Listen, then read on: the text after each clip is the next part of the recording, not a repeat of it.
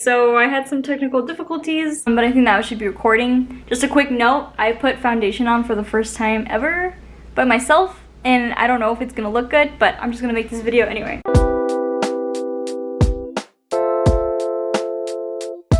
Welcome back to my channel. It's Alyssa, otherwise known as Yawneazy. Thank you so much for watching. Please don't forget to subscribe if you liked my other videos. And also just a big thanks to all the people who asked me so many questions. It really means a lot to me. It feels like I'm being supported. And the people who asked me questions on Instagram, I made sure to ask them if it was okay to put their usernames on here because, you know, don't want to be problematic. We're gonna start with the questions from Snapchat. Adrian from Snapchat asked, are mustaches creepy? No, I do not think they're creepy. I do have to say, I think certain people can pull off just the mustache alone, but I think they typically look better on older gentlemen, such as Tom Selleck, he's like known for it, and the guy who plays Ron Swanson, which I can't remember his name right now. So no, I do not think they're creepy though. What series should I watch next is asked from Isabel. For Isabel in particular, because I watch so many shows and so many different genres and such a wide variety, but for her I would suggest The Good Place with Kristen Stewart. I think it's Kristen Stewart. It's a pretty clever show. Like, I think that the sense of humor is very different, but it's still really interesting to watch. That's a pretty good show. And Sister Sister is what I've actually been watching a lot right now. I think that she would really like that show. Sister Sister and The Good Place. Alexis asked, how are you liking YouTube so far? So as far as making YouTube videos, yes, I love it. And I know that people are probably make fun of me for like being so into making YouTube videos. It feels really cool, and I just can't wait to look back at them and have these kind of memories. That's why I also like to vlog a lot. Yeah, I really like the fact that these memories are going to be safe, and it's kind of cool to put up there, and I've been getting a lot of support, so I love it. I think it's so fun. Where did the name Yawneazy come from? Asked from Jefferson.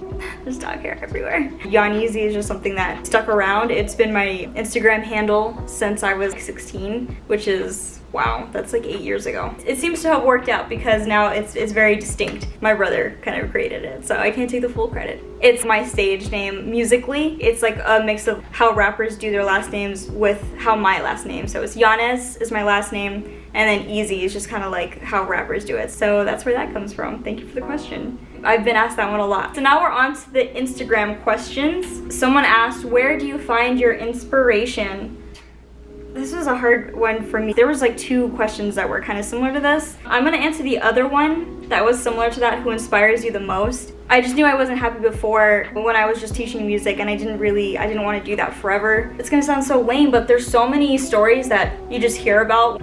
It's very inspiring that people can just take those big leaps. My family, seeing how both of my brothers are in very good careers. One of them is a nurse and one of them is an optical engineer. Especially coming from the same household, that is obviously definitely like inspiring to me. Where my mom came from Mexico and she got a master's degree, barely knowing English when she moved here when she was 14. That is so inspiring to me. My dad, who's such an intelligent guy, he was such a good runner, he's so smart. Hearing those stories along with all the other stories you hear about these days, it's enough to keep you going, which is why I like when people talk about their success stories. I don't know, I guess just short answer, my family, and I don't know, I guess just people. I'd like to say myself too, because I think it takes a lot for you yourself to also want to go forward in wanting to do something more and wanting to be the most that you can. I don't know if I answered that correctly. Oh my gosh, that one's so hard to answer. I hope that was enough though. Okay, Melina asked, when, why, and how did you fall in love with the Beatles? If I'm being honest, you were the one who got me into them, honestly. The Beatles, I just remember my dad was super into it, and I just asked him to double check how did he get into it. Growing up, Beatles was just always in our household. I remember in 7th grade, I always say I'm not gonna date anyone unless they love the Beatles. I was like 12 and we went to Las Vegas and we saw the Fab Four, which is like a Beatles reenactment group. I think that's what you would call it. Like, if you've heard of them, they sound exactly like them, they look like them. Beatles are something I always loved. So from the youngest age, I was 7 when I first realized I loved the Beatles. They are known as one of the greatest bands in history. I feel like that is such a long answer actually, so I will stop right there. Okay, the next question is, what is the song that you wanted to learn but ended up being no fun? Literally every song that is a pop song, because they usually consist of 4 chords. No fun to learn, but it's not like I stopped loving the song. Natalia asked, Were you on Team Edward or Team Jacob? I was on Team Jacob because I thought he was more attractive at the time. I didn't like Edward's acting, I think it was. She also asked, do you like candles or air fresheners? Love candles. Love. Such an easy question. We always try to have candles in the house. It's the aesthetic. I like to have one on when I'm trying to study. She said favorite musical and song from it. So right now my favorite musical is Hamilton, just because I saw it recently and the music has been in the back of my mind ever since. I was listening to some of the songs nonstop just last week. And my favorite song from it is Say No to This. Hamilton, spoiler, he doesn't say no and has an affair, and I love it. So that's my definitely favorite song from that musical at the moment. What is one of your favorite things about THS? So THS is the high school that I went to, and it was so big. I think we had like 3,000 students there. Well, the freshman class was like about 1,000, and the senior class was probably like 600 to 800.